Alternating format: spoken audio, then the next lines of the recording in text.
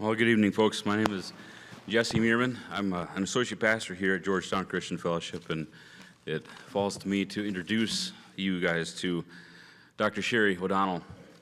I feel like a lot of you probably know her better than I do, but it's enjoyable to read some of these things, how God has used our sister in Christ in the past, and we're going to be hearing a lot more about that tonight. But there's a few things I'd like to highlight for you. Dr. Sherry O'Donnell, she's a renowned physician, a pastor, author, mission leader, speaker, former Republican congressional candidate in Michigan's 5th District last term, and Michigan State Chair for U.S. term limits. In 2008, Dr. O'Donnell launched Herbie Medical Clinic, providing care to the underserved, and uninsured. She continues to serve as medical director. She has traveled to 35 different countries, leading short-term medical missions and disaster relief. In 2020, she responded to the COVID pandemic by spending weekends caring for patients in the front lines in New York City.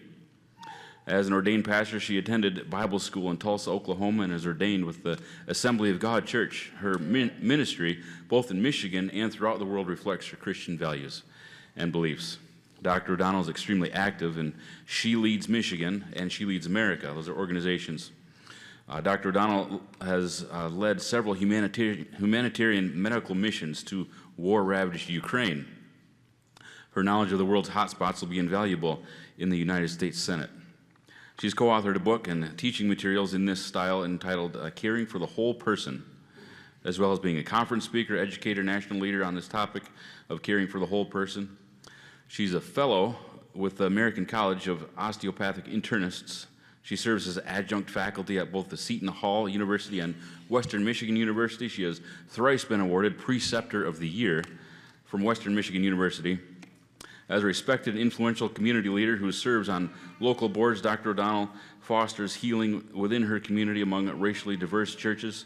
During COVID and racially unsettled turmoil, she brought churches and local police together through monthly community unity worship services. She is active in grassroots Republican politics in Michigan. And something I also learned today was that she's even endorsed by our very own Dave Agema. We're very grateful to have her. We are not doing as many events through Salt and Light through the summertime because of vacations, but to have this opportunity, she is an acquaintance of Joel and Kelsey Studebaker, who are leading up our Salt and Light ministry here at GCF, and we thought this would be a wonderful opportunity because of all those accolades that she has. I'm sure the one that she values the most is she's a daughter of God. She's forgiven, she's redeemed, and she gets to serve Him. And she's our sister in Christ, and it is a privilege for us to be able to hear from her. So, with everything that God has already used her to do, I think she is already owed a round of applause before she comes in and tells us.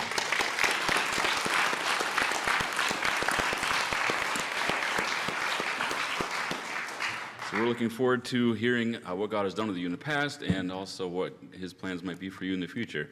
We're very much looking forward to what you have to share with us. Thank you so much. So, and I'm glad I don't be behind the pulpit because I don't do the behind the pulpit very well, but I will use that to stand. So, first off, thank you for being here tonight. And one of the most, as you said, one of the things that I value the most is my relationship with Jesus Christ. So, and Dave and Barbara, yes. Dave heard me on the radio with Trucker Randy months ago, and he texted, correct me if this is wrong, but he texted Trucker and said, I want her contact, I want her number, I want to endorse her, I want to support her. So thank you. Dave and Barbara has been great support.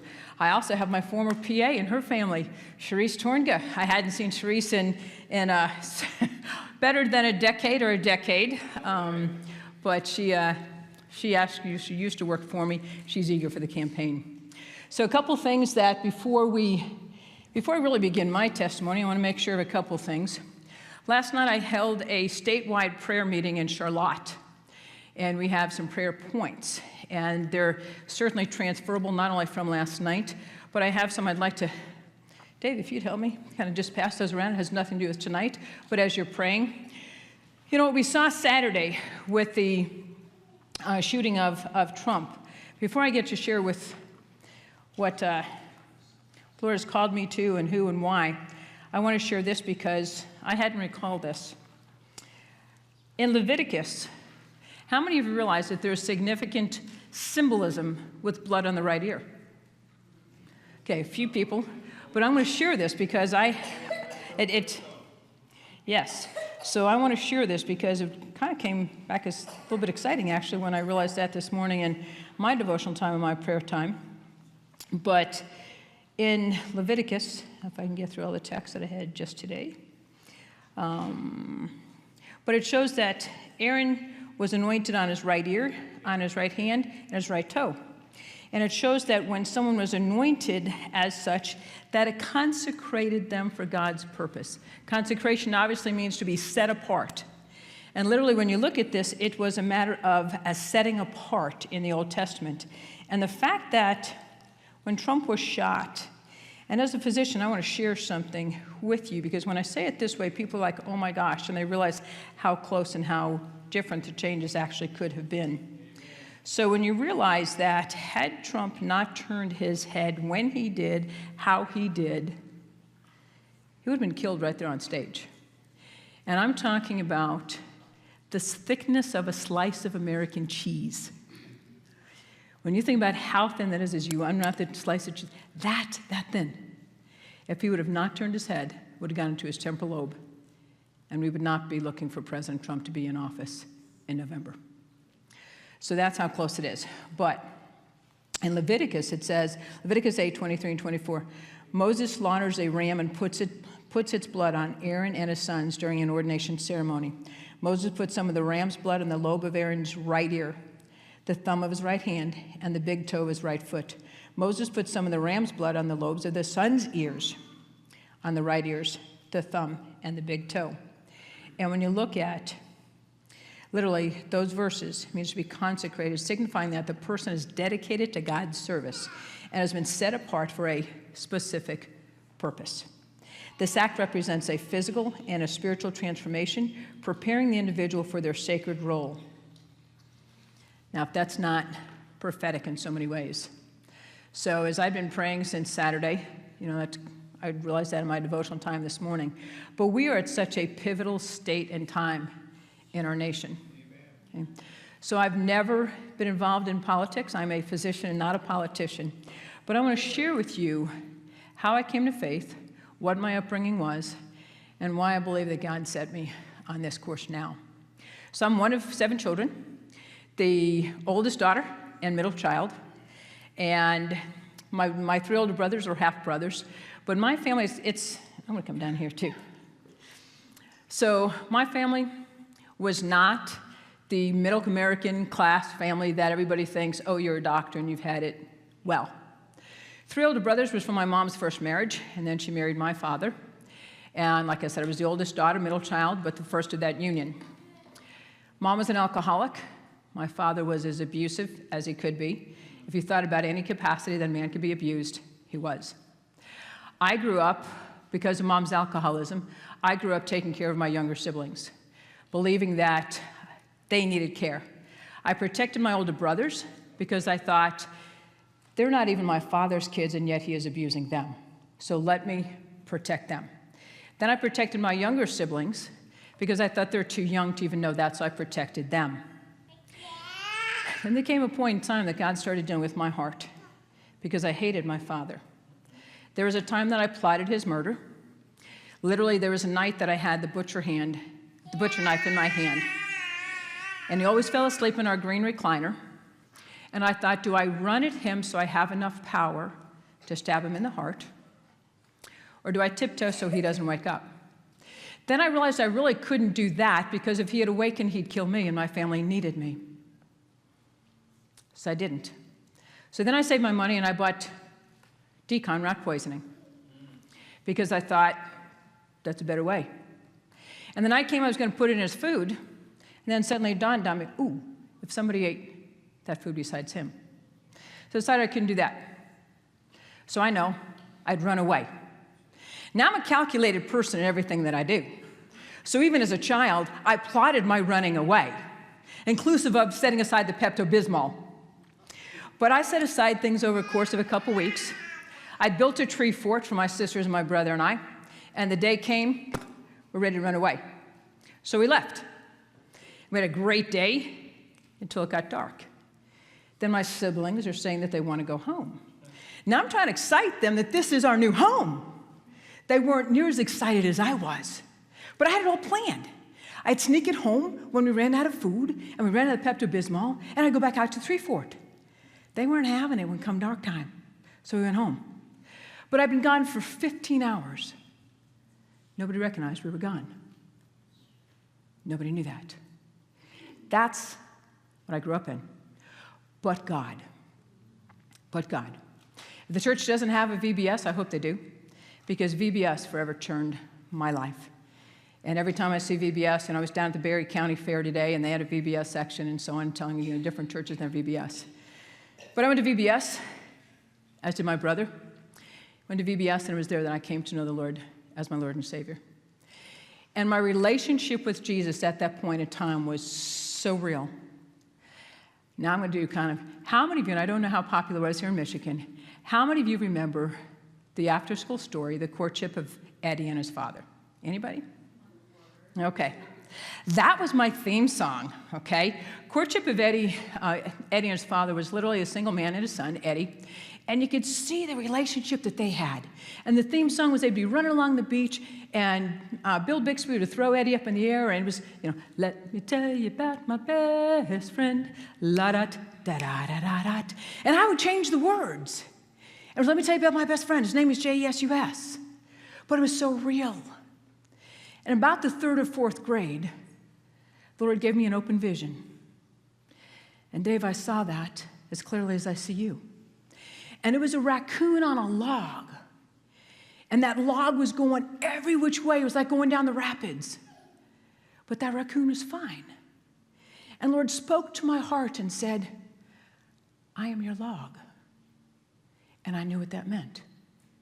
As long as I stayed on him, though my life was crazy and going down the rapids, I was safe. And it's been my log ever since. Running away obviously didn't work, but at 14, I moved out on my own. And so when people think that, you've had all the white supremacy privileges and, you were sent through medical school, I can say, yeah, but God. But God. I was young enough that when I rented my house, I didn't know that when you went in the house and turned on the lights that they didn't automatically come on. Oh, I'm supposed to go turn the utilities on? I didn't know that. I mean, the water doesn't come out of the faucet just 'cause. But that summer, very grateful for my Sunday school teacher, because, like I said, I came to Christ already. But when I was 14, sophomore year in high school, our Sunday school teacher challenged us that whoever read the most Bible would get $100. Now, I'd like to tell you I read the most of the Bible because I wanted to read the Bible. No, I wanted that $100. And I'm competitive enough, no one was going to beat me from getting that $100. So at the end of the summer, I read my Bible through 1.5 times from cover to cover. And I got that $100. But the truth in his word. So I went on to undergrad. In my undergrad, I knew that I always wanted to be a doctor. From the time that I was real young, I was going to be a doctor. When I was real little, I was going to be a school teacher during the day. How many school teachers do we have? I was going to be a school teacher during the day. Whoops. I was going to be a nurse at night, and I was going to be an ice cream lady on the weekends. Now I just eat the ice cream on the weekends. But once I passed that age, I knew I was going to be a doctor. And I wanted to be a doctor because I wanted to help people. I also remember in childhood, I used to just dig in the backyard, and I used to think if I dug far enough, I was going to hit China, and I was going to help those people. But it was always within me to help and to serve. And I know serving is one of my motivational gifts. So once I passed the age, I wasn't going to be an ice cream lady on the weekends and a nurse at night. But it was within me to serve. Hastings College is where I went to my undergrad, and I went there with the prime focus of one of the best schools I could get into medical school. I went to Hastings, did very, very well, was accepted at Baylor Medical School. Baylor Medical School at the time was one of the best medical schools across the nation, and I had just thought I had arrived. I was somebody. I made it to Baylor. And I was going to be an orthopedic surgeon. Until God. My senior year, I went to a Campus Crusade for Christ convention. And you know, there's times in our life that God just seems to mess us up. Amen. Right? Messes the plans that we have, messes what he thinks we're going to do, what we think we're going to do. But that Christmas, Lord showed me I was called to the mission field. It's like, Lord, really? I just got my acceptance letter from Baylor. And missions? Surely you jest, Lord. And I must remind you, I've only worked my whole life up to this point to get at Baylor, and now you're telling me mission field?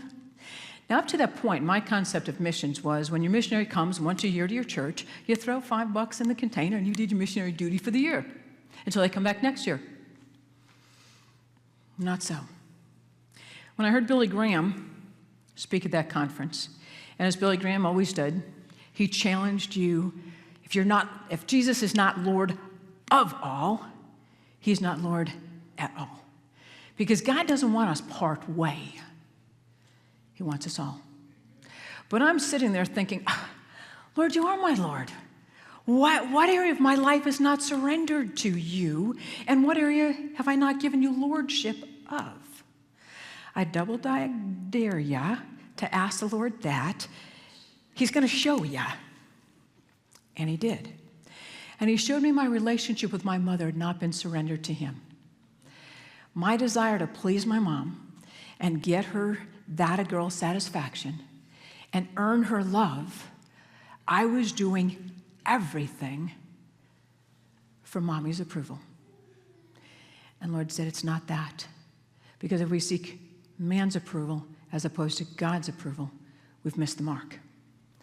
So I stood to my feet, and I said, okay, Lord, every area of my life, once again, I surrender to you.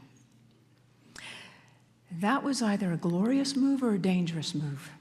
Sometimes I'm not sure which, because he started to show me that, yes, indeed, I was called to the mission field. So I got back to campus after that Christmas and started writing. I wrote to Baylor, one of the toughest letters I'd ever written. Thank you for the acceptance, but I'm not coming. And then I started writing mission organizations. Somebody please discover me. Somebody know I've got all these talents. I'm ready to go. Nobody really was. Until the last week I was on campus. Last week I was on campus. I'd spent all night turning in my last paper. And it was a Tuesday morning. And I get this call from Missouri. Now I'd written the letters to these mission organizations. Went something like this. Dear missionary organization, I'm graduating with a degree in biology and chemistry and a minor in psych. And of course, I have all this talent to offer you. No, but, and I want to be a doctor, and I want to go on a medically related missions team. And I could go in the fall, but somebody please discover me.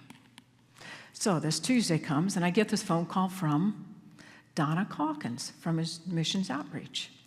And her phone call went something like this.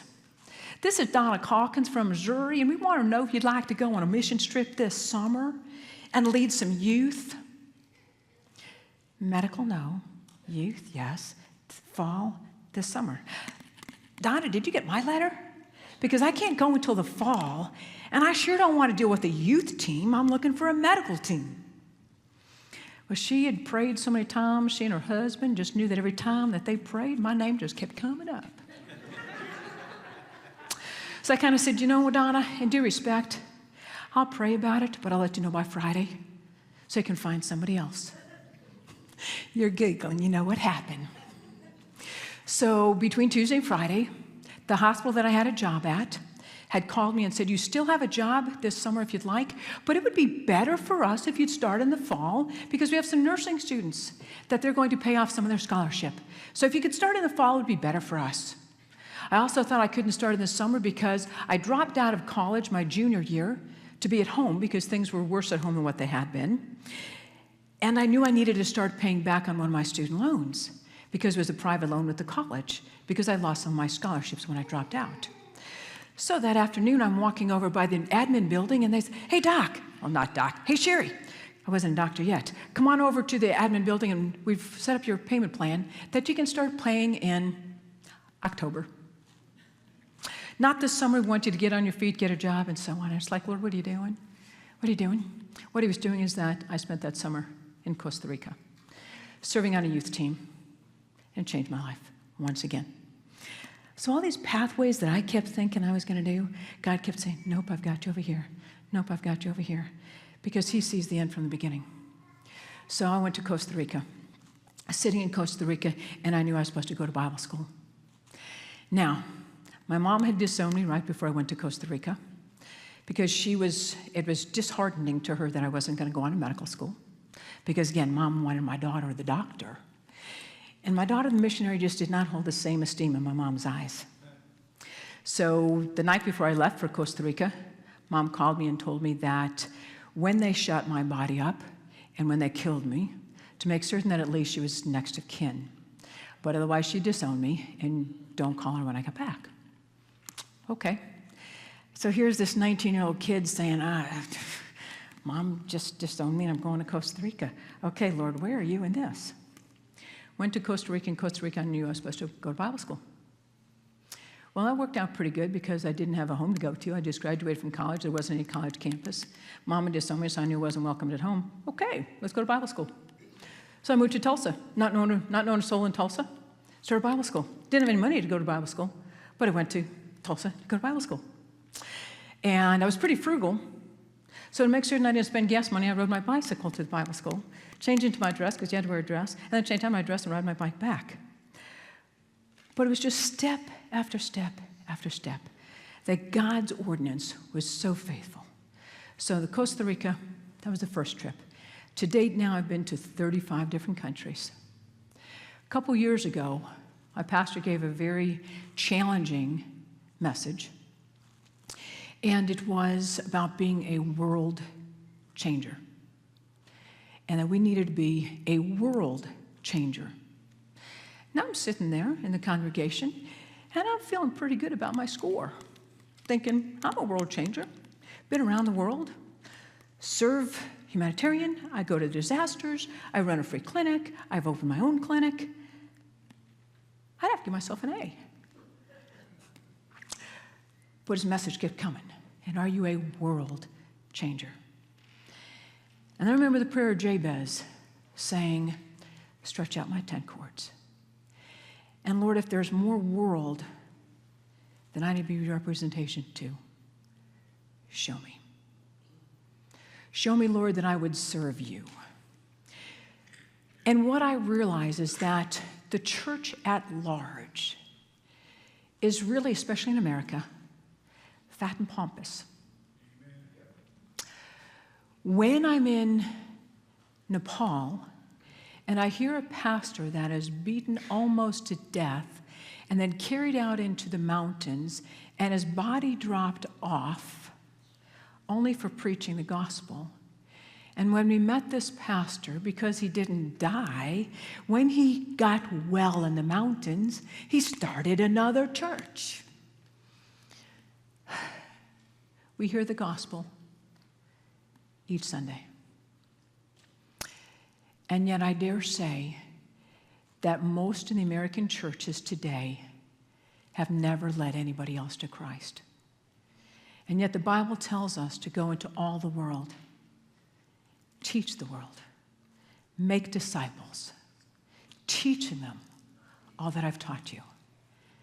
Instead, we grow fatter and fatter in our churches, and we don't do what Christ left us here to do. And I think culture right now is a response and a result of the church being asleep. Now I'm going to throw in the Republicans have also been asleep. We've continued to, and guilty. I have to tell you, I was not involved in politics. I hated politics. Dave, God bless you, you've been in politics for a while, but I hated politics. I saw them as a den of liars and thieves, and the old adage, poly being many, ticks being blood-sucking, that's kind of what I thought. But if we don't take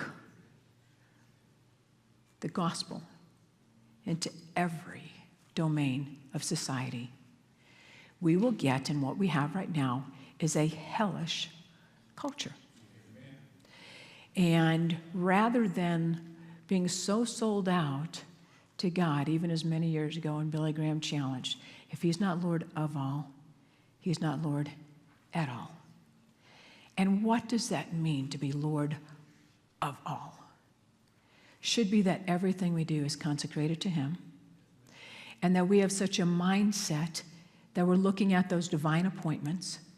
Lord, why do you have me here today? Who do you want me to minister to today? That's where we need to be. But my pastor's sermon was, Are You a World Changer? And I sat there after thinking that I had done pretty well. Lord, show me what else of this world you've called me to, and where I can leave the biggest imprint and footprint. Because that's what we've been called to. When we die and when we meet him in heaven, I don't want to be there just simply because I know Jesus as my Savior. When he recalls what I've done, I want my legacy to be that every area of my life that I've served him. Every area.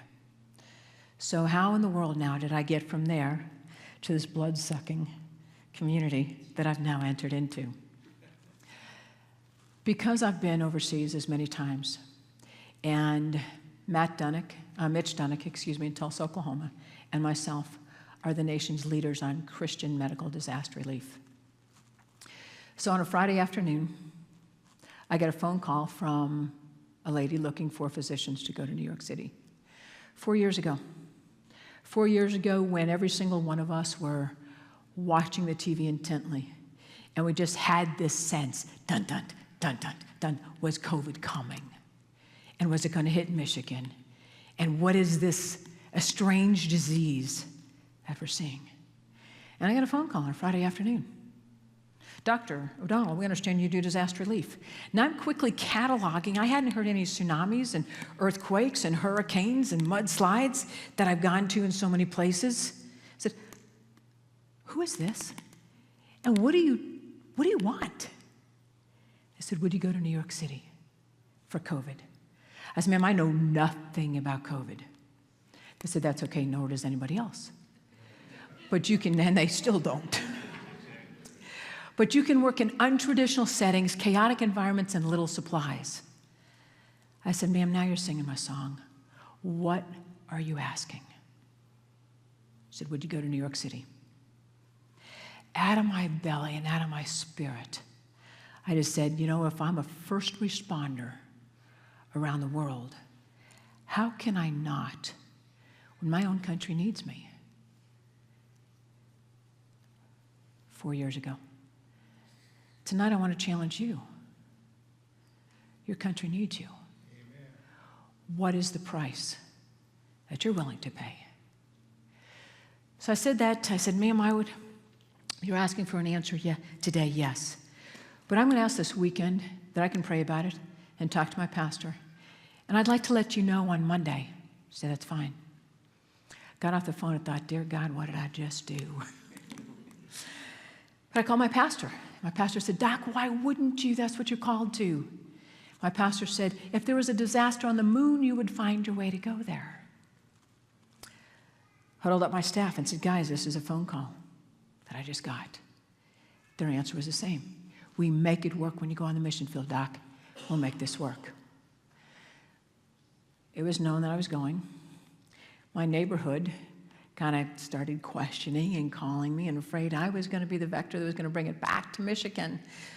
No, we don't want you to do this. And it's like, what? I've got to follow God and not you. Amen. So I went to New York City. What I saw in New York City can never happen again. Never. COVID was real. The refrigerated trucks were real.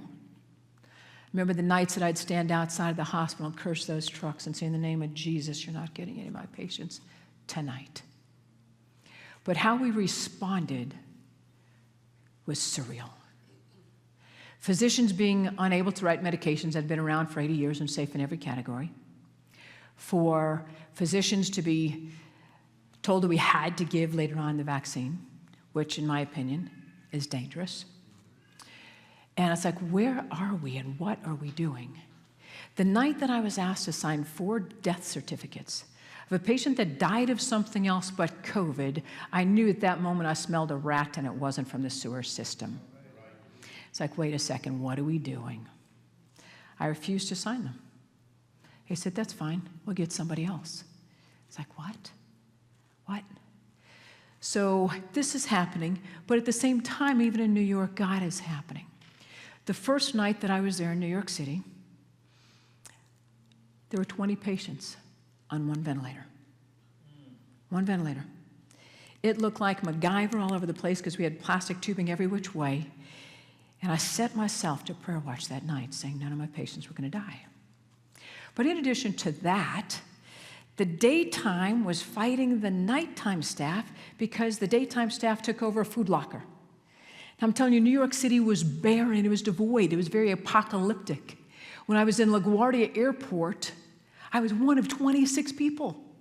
And all I heard walking through the airport was the click of my heels. Click, click, click, click. It's like, do. I mean, it just felt like we were in somewhere.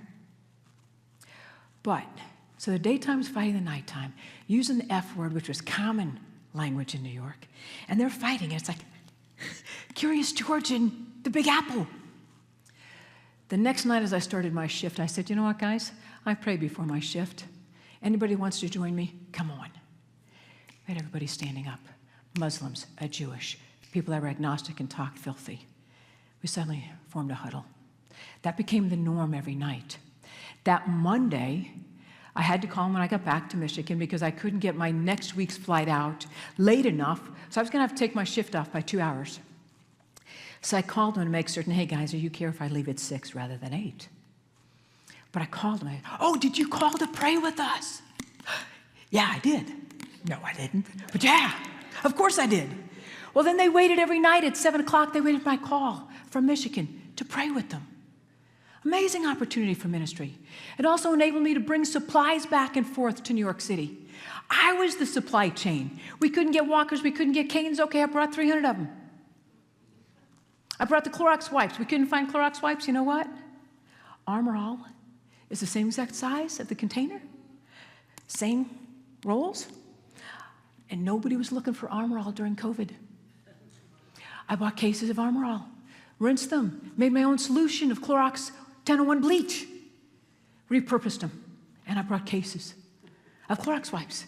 Because before that, they were counting out 10, literally 10 to the nurse's station. Here, please keep your unit clean. Here's your 10 Clorox for the wipes for the night. So I brought them back. The favorite weekend was Easter weekend, when I brought 15,000 Easter eggs, stuffed with scripture, stuffed with a couple pieces of candy. And New York City hospitals had police on staff that during the shift change, there I was with my Easter eggs.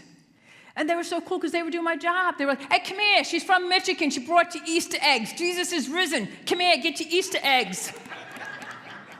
So I got my Easter eggs handed out. But I'd call the hospitals, how many Easter eggs you want? 3,000, okay, I'm on my way. But what an opportunity to minister. What an opportunity to touch people's hearts where they hurt the most. So, New York. Then I'm back to Michigan and I'm thinking, we're defunding the police? We're shutting schools down? We're shutting businesses down?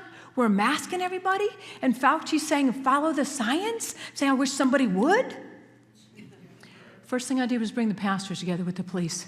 Say, let's show our community we're going to stand together, we're going to back the blue, and we're going to show the community we're going to raise up a lot of noise. And it's not going to be BLM. And it's not going to be Antifa. It's going to be the music of Jesus Christ echoing over the land. And that's what we did. So the first service, we had police, we had the 200 churches eventually got involved with us. The first weekend that we had that community unity service, we had 237 people amidst COVID at our service. And I knew it couldn't be a single-time event, but I didn't want to compete with the churches. So I did the last Friday of every month. We did a community unity. And I hopped around from church to church when the weather got too cold that we couldn't be outside. But the first couple ones, I wanted it outside, so when people walked by and heard a lot of commotion, instead of thinking immediately it was more rioting, they'd hear the music of Christ being echoed. 2 years forward, then I did a 1,000-seat tent revival. Because yes, I'm of the conviction that Jesus Christ is the answer to our world situation today. So we did a 1,000-seat tent revival, and I popped that tent, old-fashioned tent, right in the middle of Benton Harbor, the biggest crime-infected area. 200 churches. We had the big horse troughs. Then when they got born again, they could get wet and get baptized too. Did that. Then Lord tapped me on the shoulder and said, run for office. No, Lord. That's where I draw my line, Lord. No, I don't want to run for office, Lord. You've got the wrong gal. You know what? We don't win too many arguments with the Lord. Nope, we don't. So I ran for Congress last time, got 40% of the vote, not 51. And I was planning on going for that office again. Until Stabenow stepped down, and then I started getting phone calls from across the state saying, Doc, you need to consider running for this office. I said, I don't want to run for a statewide office. I'm still running my practice because I'm a real doctor, not like to you. Running my practice, and we're busy. Cherise can attest to that. My office is very busy. And I said, I don't want to do this. Again, you don't win the arguments. Between then, there was the GOP sat me down and said, Doc, if you take Wahlberg out, you've replaced one conservative with another.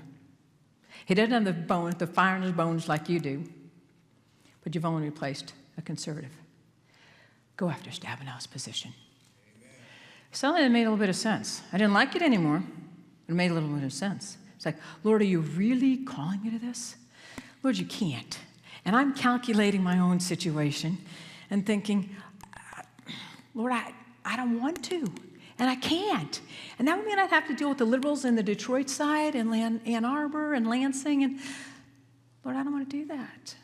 And you know what? The Lord really doesn't care about what we want so often. So the GOP sat me down and said that, and I thought, Lord, Lord, Lord. Inside of 1 week, there were 9 different things that Lord confirmed that I was supposed to do that. Saturday morning, we have a prayer team, and we have had for 3 years now. And before prayer team, I get a text from a friend in the Flint area. We were just down in D.C. on the anniversary of Roe versus Wade. We spoke in Congress, and we did a prayer meeting, we did a prayer concert. And she said, Doc, I know you were looking at taking Wahlberg's position and going for U.S. House. I had a dream that you were being sworn into Senate. So let's take that oath prophetically. I said, Monica, I'm not appreciating you. Not one bit. Brought to my prayer team that morning, they all got geeked and thought that was right on target. I thought, no, Lord, what are you really doing? And then I saw the movie Sound of Freedom. How many of you have seen that movie? Those of you that have not, that is a must-see movie. That is the story of what's happening on our southern border. The human trafficking, the sex trafficking. I walked out of the theater thinking, as I watched Tim Ballard at the end of that movie, talking to the audience and saying, and I'm thinking, he laid his life down. He spent 7 years trying to break open one human trafficking ring. 7 years. Thinking, man, Lord, he laid his life down. And then I'm convicted. And I realize that Jesus laid his life down. And my Bible says, no man has any love greater than this, that he lay his life down. And it's like, Lord, are you really calling me to this? And I have to ask self, what price is too great to pay? I don't want to walk away from my practice, and I didn't. I don't want to deal with the politics, and I didn't. I don't want to deal with the liberals in Detroit, and I didn't. But when I realize that they're after our kids, that kids, in my definition, I believe, have targets on their back, that you know what, they're going to have to get through me to get to them. And I was brought up in New York. I can be tough enough. But I left that theater saying, okay, Lord, if this is what you've called me to, I'll do it. At that moment, to me, many of you probably remember that little kid's song, I've decided to follow Jesus. No turning back. No turning back. That's where I am. To me, there is no turning back. 20 days from right now, the state of Michigan is going to decide who's going to win this primary election. I believe we're tired of the recycled politician, and I believe we're tired of the same old, same old. And I believe that God has his hand on Michigan, and there's a fresh start. And I represent that fresh start. From the movie that night, I went down to the border. I've been to the border 5 points of location. Been endorsed by Tom Homan, the former director of ICE. Not only did I fight for and with the police, but also standing in the school board meetings with the parents, saying they're not domestic terrorists, they're responsible parents. Get the masks off our kids, open the schools. Stop the nonsense. Stood at the health department. I've stood at the border. As a business owner, I know what it means to live by a budget, something DC has forgotten. I've been in Ukraine. When the Ukrainian war broke out, I was the first team. I'm always the first team out. Then we're able to size up the situation overseas and decide what skill set I need and how many teams will we need. We sent 8 additional teams and we pulled out in December of last year. I went to protect the civilians. We didn't send our taxpayer dollars. I don't support that. I've been in Israel 3 different times. After the earthquake last year in Lebanon and Syria, I went in Lebanon. We tried to get in Turkey. Turkey and Syria. We tried to get into Turkey. They were throwing everybody out. Tried to get into Syria. Americans don't get into Syria. So I went in Lebanon. I was push, push, push. But I don't take no very easily. And when this pathway doesn't open, I'm going to go and find the way into that pathway. So we went into Lebanon. And in Lebanon, we saw the damage that Hamas and Hezbollah can do. We saw a lady that was beaten to death, almost to death, because she went back to her house in Lebanon after the earthquake to see what was left of her house. And instead, Hezbollah had beaten her and left her in the streets to die. They brought her to us. Her scalp was down over her eyes, such that I saw her skull. I literally had my gloved hand on her skull and was squeezing on her skull, because if it moved any and it shifted, I would know she had a skull fracture. When it didn't, I irrigated out the inside of her head and sewed up her head. But I'm here to tell you that Hezbollah and Hamas are evil, and they are a terrorist group, and they do not regard human life. I've seen it firsthand. I'm ready to stop and stand up to that. Do we need to be standing with Israel? Absolutely. They are our greatest ally in the Middle East, and Hamas is a terrorist, evil terrorist group. So the only other caveat, and then I'd like to just open it up to question and answer. There's the biggest thing that has caused Republicans to lose our seat across the country for decades has been the life issue. And now you throw into the mix that there are people that thinks it's okay to transgender our children. Internationally, they know that's not right. If you've seen the movie and the documentary, What is a Woman? When it was Matt Gaetz, went to Africa, and he asks, what is a woman? The tribesmen laughed at him, right? But the fact that right now our society says it's okay to do that, that is worse than Moloch in the Old Testament.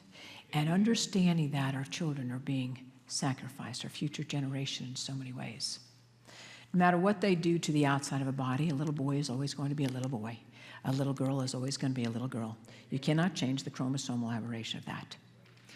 So one of the reasons that I'm running is, number one, I know I'm the strongest candidate to take this seat. When you look at what Alyssa Slotkin is standing for, and that's both late-term and post-term abortion, and she's okay with transgendering our children, I'm very eager to ask her to show me her medical license.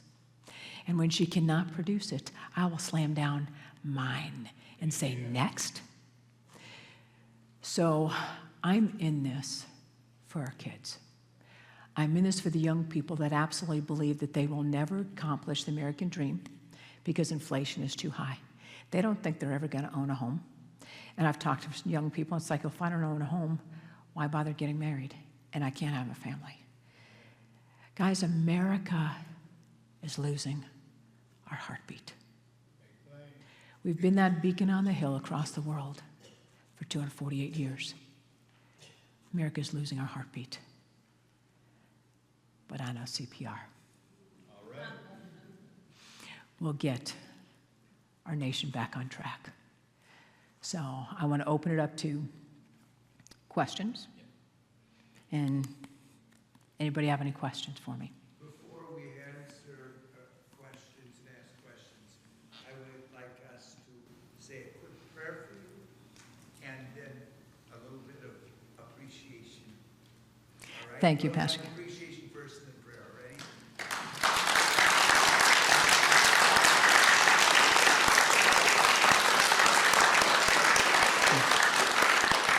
Lord, we come to you in Jesus' name and thank you, Lord, that you have called Sherry to step into a fight that is so needed to be fought. And I pray, God, that you would protect her with your angels. I thank you, Lord, that she is sensitive to your spirit and willing to go even though it does not have to make sense to her mind, because she knows that following you, Lord, is where is the path to victory. I pray that you would bless her and provide for all of her needs according to your riches and glory. In Jesus' name, give her the wisdom to be able to silence those that would oppose her, and give her the revelation that is necessary, the wisdom of Solomon, when she is presented with questions that people are out to trick her. I pray, God, you would give her the wisdom she needs in the name of Jesus. All right, ask some questions. And yes, speak loud, please. I'm going to get a mic here so that we can use that for any questions that they may have.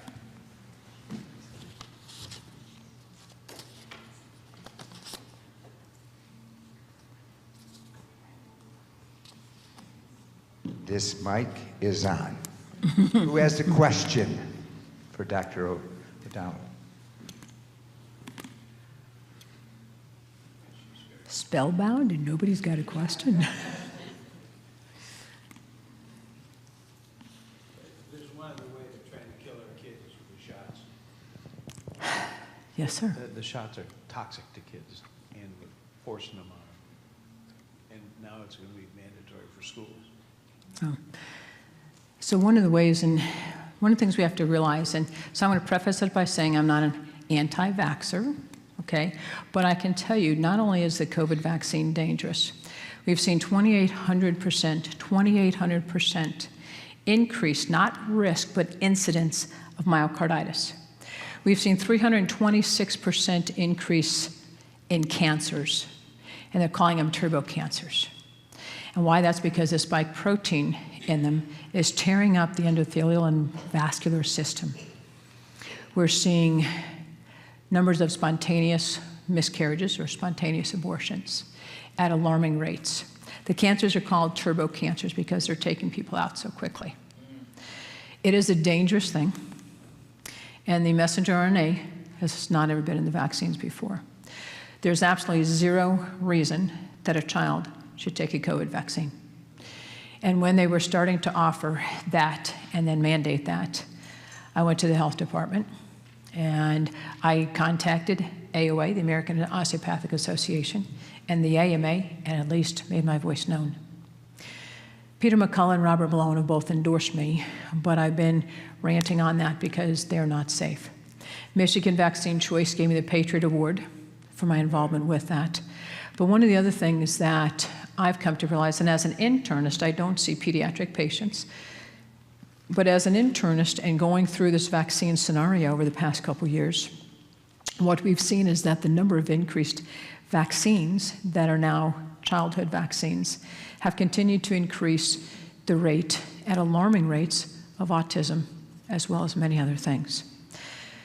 When most of us were young, there were 6 or 8 vaccines.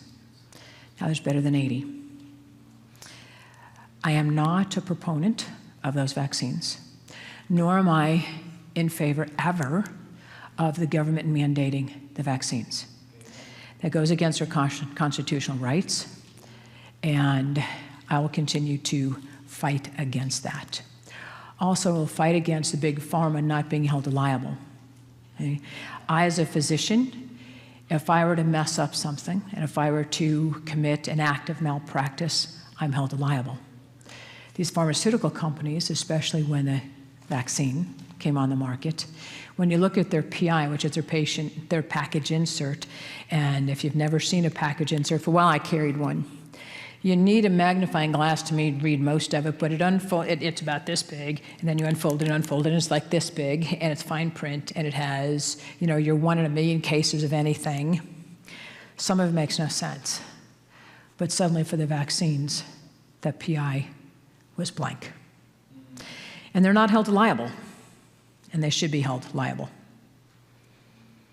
So I don't think that, and I will fight for, my nurse at the office, her granddaughter was in the nursing program and got ready to start her clinical rotations, and unless she took the vaccine, she couldn't do her rotations.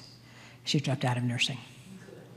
I wrote a lot of medical exemptions for nurses that were by the bedside of infected COVID patients that served, and then suddenly when they said they needed to get the vaccine, either they were going to be terminated or they needed some help. And I wrote many, many an exemption. Some were received, some were not. We hear a lot about mental health, and it's kind of a vague term. I'm wondering what your thoughts are on it, and is this the problem? This seems to be the problem for everything today. What is your 2 cents on that? So my 2 cents, can I give you a quarter's worth instead of just 2 cents? So I think it is being stoked, inflamed, and intentionally. There's not such a huge increase in mental health as there is confusion, especially starting in the elementary and junior high schools. When you see, a young teenager is a bag of hormones. I'm sorry, every guy in here would admit that, right? But what we're doing is we are propagating confusion. We are propagating unrest. We're propagating fear. And especially during COVID, when everything was fearful, we started seeing the mental health crisis in America. I don't think it's near as much a mental health crisis as it is confusion and as it is a Biden crisis in a current administration. We don't treat mental health by changing or mutilating children. We try to get to the core issues. And I think when, the word also tells us that blessed is the nation whose God is the Lord. And when we get back to that and get back to those issues, there are less than 1% of patients that are on an antidepressant have any chemical imbalance. Less than 1% of those that are on there. It doesn't mean that mental health is not real, and mental health conflict and situations are not real. But we need to deal with those issues. Not shove more medicines at it, not shove, some other agenda at it. My practice is set up such that I have lay counselors there in my office. My lifetime Bible verse, and you'll see it on my car, is 3 John 2. Brethren, I wish above all things that you prosper and be in health, even as your soul prospers. So I'm absolutely convinced as the soul goes, so does health, and so does the blessings. So we've got to address the soulish issues and mental health in that capacity. Mental health, you don't treat it with shoving meds at it, and you don't treat it by surgeries, and you don't treat it by that. You get to the root cause. And as a Christian, I believe the root cause oftentimes is a malalignment with God, who has created us. And I think once we discover that and offer peace to people, the mental health crisis is going to go down when we deal with the issues as we should, and that's a soul issue. I can't deal with the soul issue by shoving another medicine on a person. So the lay ministry in my office is that there are people there that when I identify an area of brokenness, and as an internist, I hear brokenness, whether it be somebody's daughter ran away or, their son, whatever right now, whatever, and I hear it every single day. I have somebody right there in my office. I'm not telling them to go call a psychiatrist. There's a trusted person in my office, and I can do something like this. Kelsey, I know it is so tough what you're dealing with. I'm sorry. I want to pray with you. Can I pray with you? But you know, when I've got somebody here in the office that I want you to talk to, she's Barbara. You're going to love her. Will you spend some time and talk to Barbara? Okay. I've heard her concern. I've heard her heart issues. I've offered to pray with that. But I don't necessarily have another hour and a half to spend with her. Amen. But I've got somebody right here in my office that'll meet that need and talk to her. Because that's what I think. We're triune beings created in the image of God, emotional, physical, and spiritual. That brings up the whole educational experience where they're not allowed to address the spiritual aspect. At least not the way that we would address the spiritual aspect. Is there a solution for that in our public school system? My daughter is a public school teacher. Thanks for coming. Yeah. She's a public school teacher, and you're confined from addressing the real issue. And I believe that, I agree with you that most of these issues are spiritual.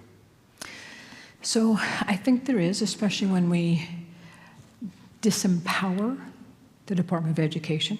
Yes. You know, years ago, they took out the Pledge of Allegiance and they took out prayer. And that was in the public school. I'm a strong supporter of school choice and for homeschooling. But can we bring that back into the public classroom? In Oklahoma right now, what the governor is doing is bringing in the Bible into the classroom. And what he said is that the Bible is the most well-read book in all of history, and it is the bestseller. So why would we deprive children of learning and reading from the bestseller of all times? So do I think so? Yes. And do I think that we need to get back to that? Yes. Is it going to take some work to do that? Yes.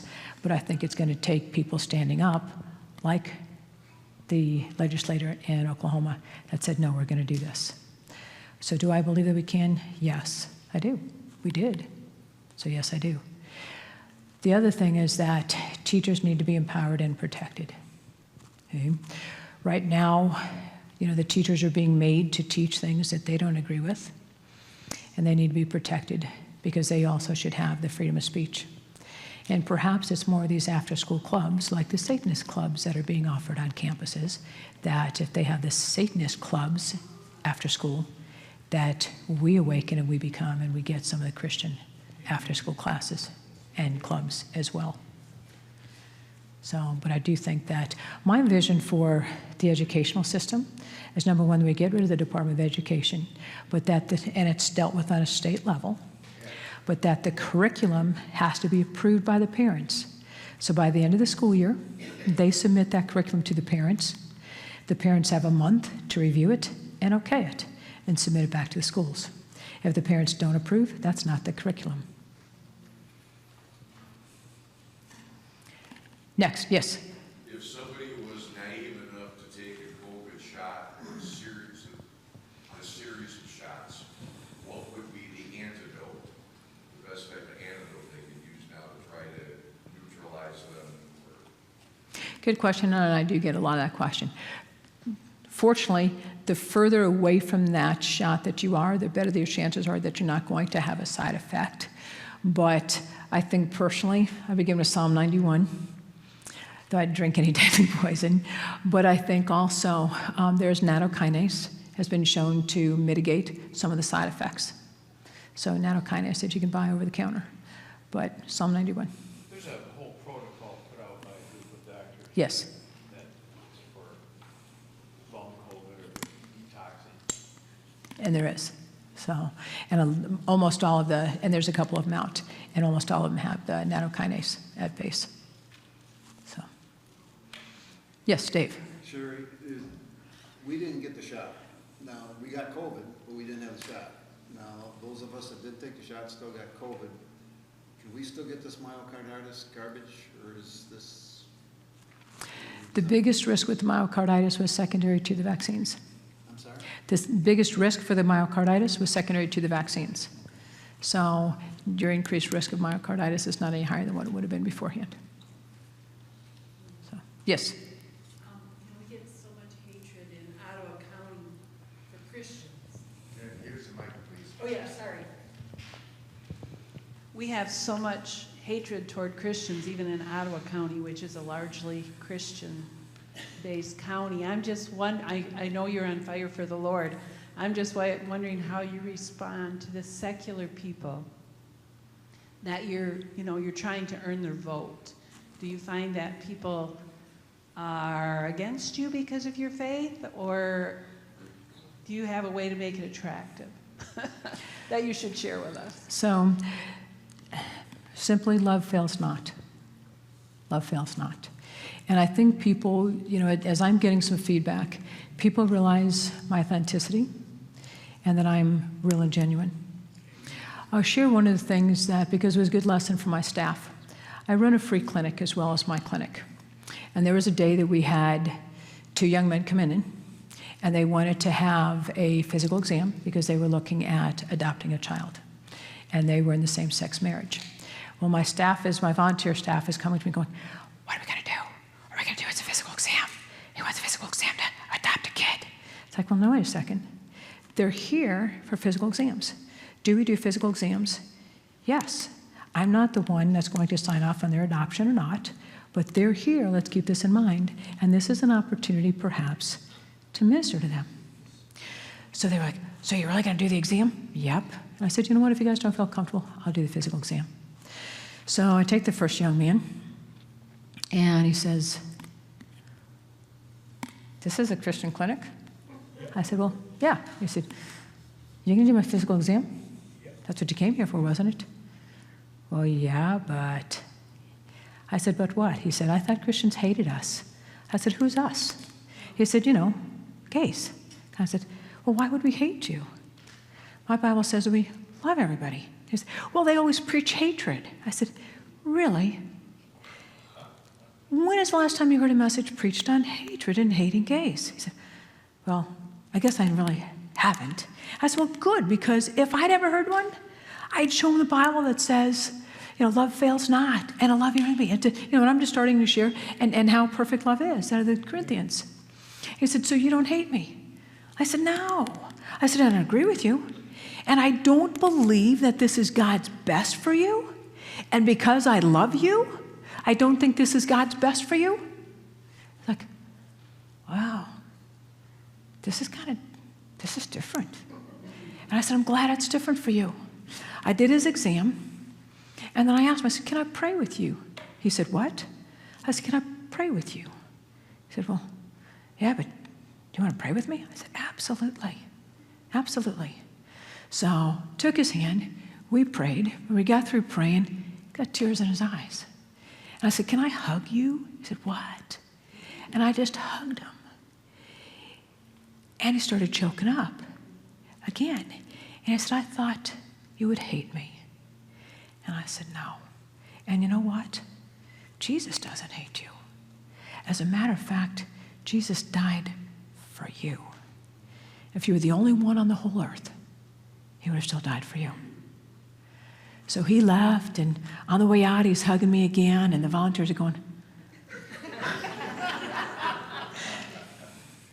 how do I respond to that? With the compassion and love of Jesus Christ. On the campaign trail, I've had the opportunity to lead 4 people to Christ. When people know that you care about them first, you've earned the right to speak otherwise in their life. And that's what I hope people are understanding, that as that young man, I care about him first. Amen. Yes. This might be out of the realm. This might be out of the realm of something you would speak to, but it's so troubling to me, and I'm sure to many people. When you walk into a restaurant, you see mom and dad and their 2 kids sitting in a booth, and they're all playing with their, techie thing. I don't even know the name of half of them, and I'm glad I don't. Is that anything you can speak to? It might take 2 hours. I can speak to it, but I certainly can't legislate to it. Yeah, Okay? right. So can I speak to it? Yes. But, all of us can speak to it.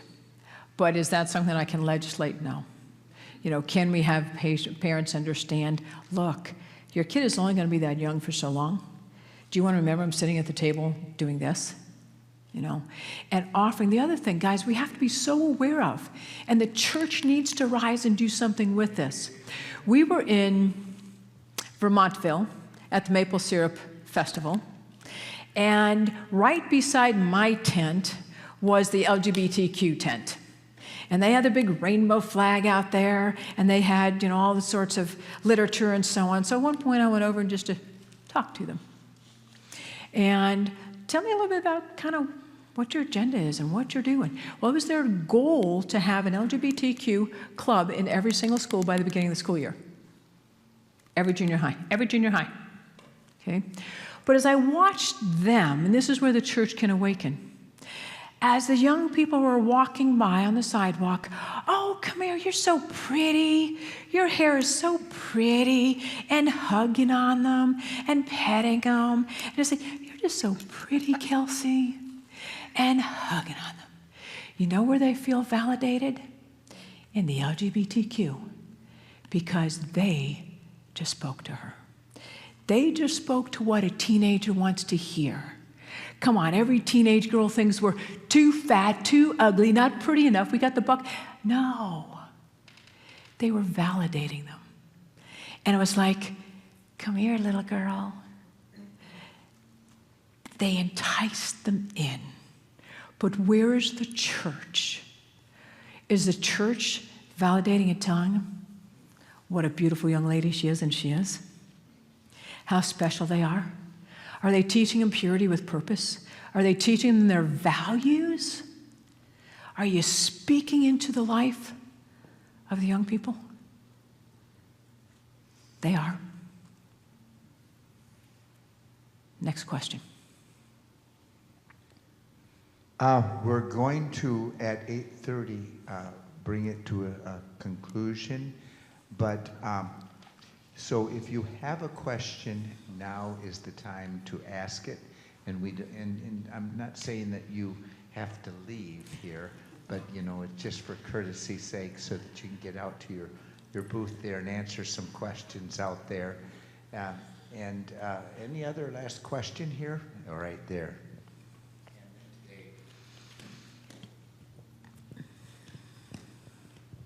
Getting on the political side of the equation here, why do you think Trump endorsed Rogers? Dave, no one's been able to put motivation to that, and I won't put motivation to Trump's endorsement. I will tell you where we're at with Trump's endorsement. We were being told on 5 different ways, and we were being presented to Trump. As I said, Tom Homan has endorsed me. He was a former director of ICE underneath Trump.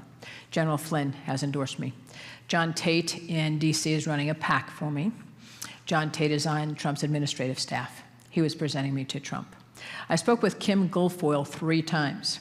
Kim Guilfoyle, the last time we spoke, literally had both her hands on my shoulders and said, Doc, we know of the upper-level candidates. They had us divided, upper-level and lower-level candidates. You are the only true MAGA candidate. DJ has enough legal battles he's got to go through, but as soon as he's done, he's going to circle around and endorse.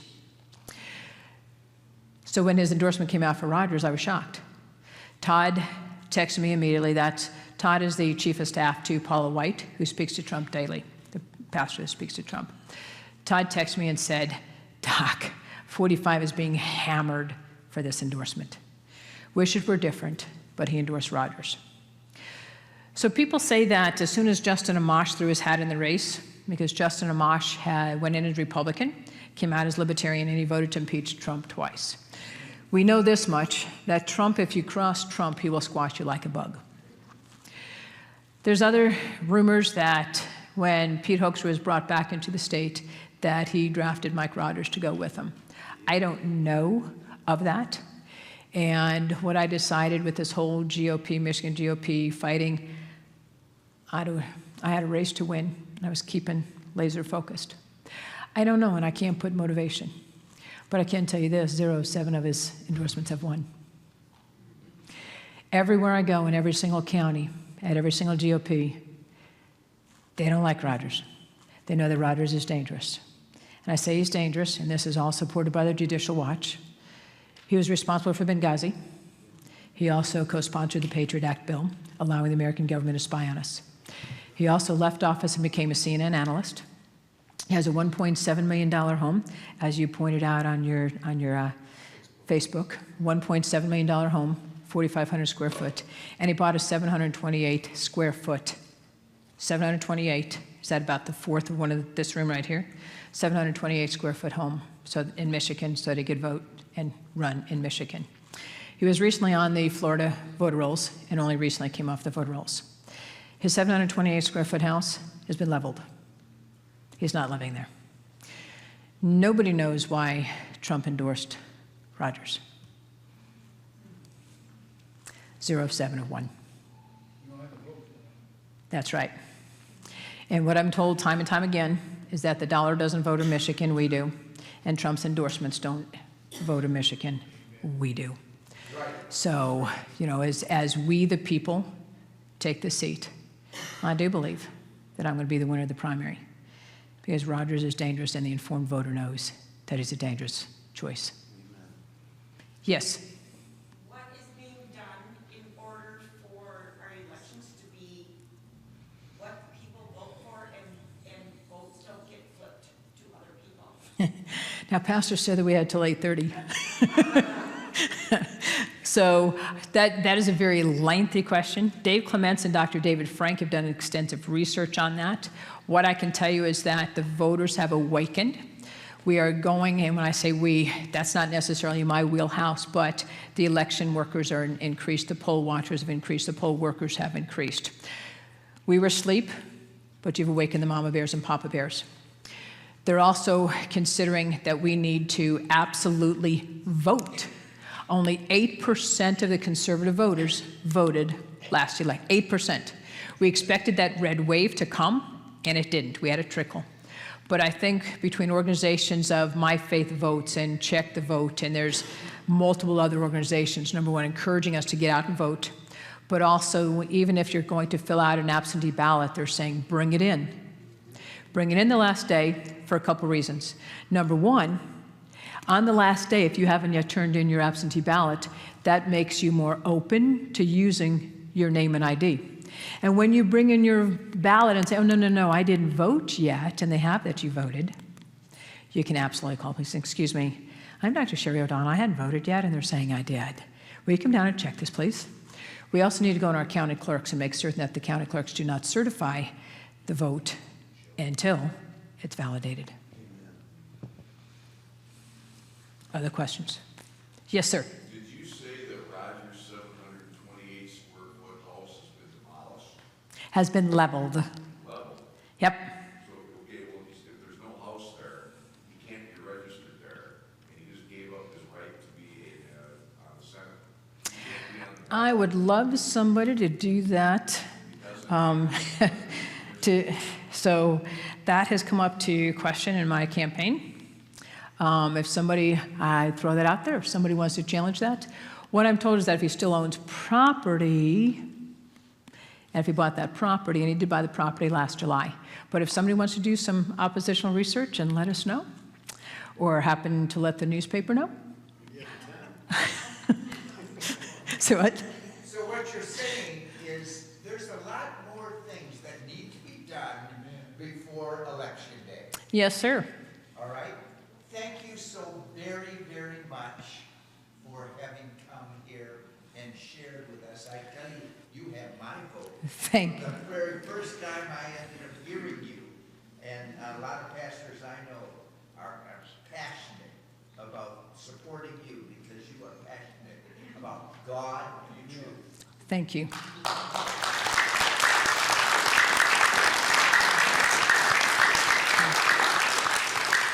So, guys, there's another way that you can help. I have a volunteer sign up out there. But we need you now to go and at least tell 10 other people. We got 20 days. 10 people, I challenge even 10 people a day. Look through your contacts in your phone and say, hey, have you heard of Dr. Sherry? She's got my vote and this is why. Be my voice moving forward. I'm not one of the millionaires or billionaires on the campaign. But word of mouth is the absolute best advertisement. My website is on my card, docsherry2024.com. While you're on my website, hit that donate button. Thank you. Thank you so much, Dr. Sherry. Thank you. I just want to let you guys know about a couple more events that we have coming up. And these aren't necessarily events that we're putting on, but other local churches or other organizations are putting on. Sorry, okay. Tomorrow night, there is a brochure on the back tables out there right when you walk out the door. There is going to be a presentation done at Tri-Unity Christian School in Granville. And this is going to be Pastor Dan Fisher, I believe it is. Yes. And this is on bringing back the Black Robe Regiment. So it should be a really interesting theatrical presentation that they're going to be doing there, and that's at 7. That is amazing. It really is. It is amazing. I saw it last week. It was amazing. Oh, awesome. So it's at 7 p.m. tomorrow night at Tri-Unity. I know there's another presentation in Allegan on Friday night, and then a couple more over the weekend, so you could check those out as well. And then on Saturday, the Concerned Women for America Pink Bus Tour is going to be in Holland, and that is at 11 a.m., and you can register online for that event as well. And then if you're not already on our email list, we send out emails when we have events like this. There is a QR code on the back table you can scan and then sign up for our emails so that you can get more information about different events that we're putting on. And we also send out a monthly newsletter and prayer requests for our nation. So that's a great way to stay informed on that. So thank you all so much for coming. Be sure to check out Sherry's table in the back and our Salt and Light table in the back as well. Thank you.